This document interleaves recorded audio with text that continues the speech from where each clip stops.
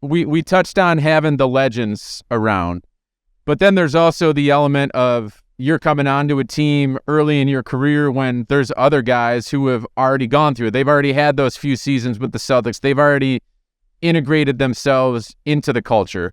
So, and we're talking about guys like Kenny Anderson, Antoine had been here for a couple seasons when you came in.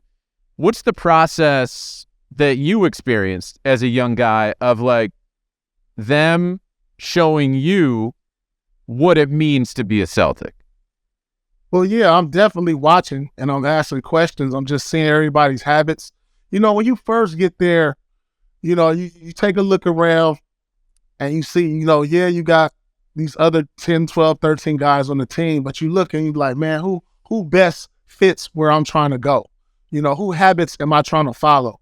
On the court, off the court. And you look around and be like, all right, I'm going to get under this vet's wing because I like, what he's doing. I like what he's teaching me.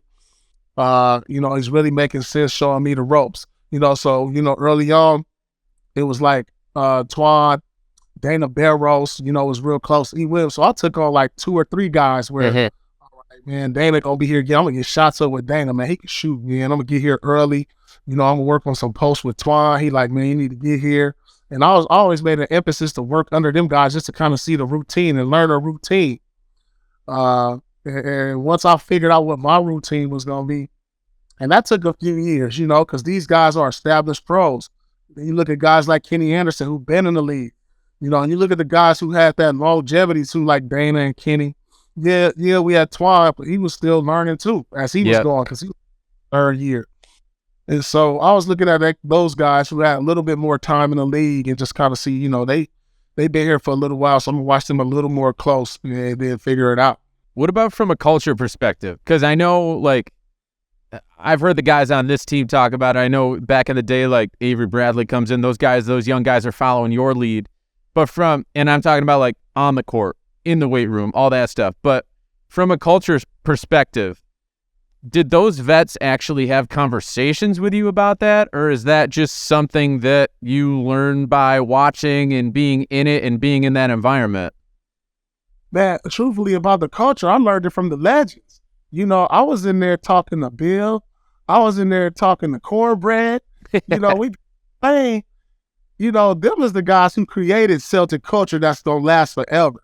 They created the foundation of what Celtic culture is. So no matter what players come and go, the culture going to be the same. And them is the guys that created it. It's a lot of times I'll come to the gym early and Tommy Heinsohn, and I'm talking to him about what's the culture all about here.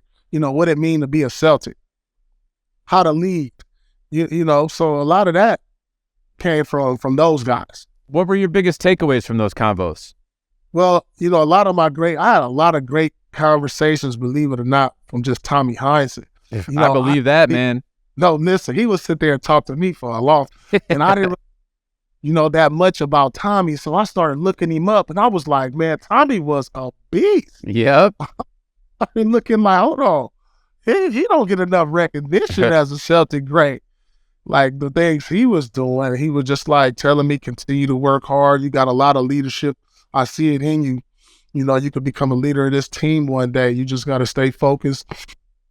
Keep working hard and things of that nature, because he saw it in me early, early, first, second year.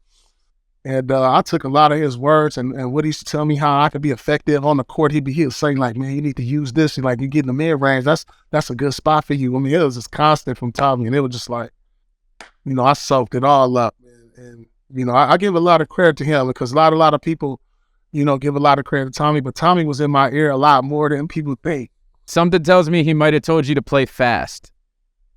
Oh, yeah. Like, man, how can I rack up some of them Tommy points? I was like, all right. I think that's the advice that he passed on to everyone who came through that door, man, while he was here, which was forever. I mean, you want to talk about an absolute legend of this organization. He did it all, and he did it all at a high level, man. It's incredible what he accomplished. Absolutely.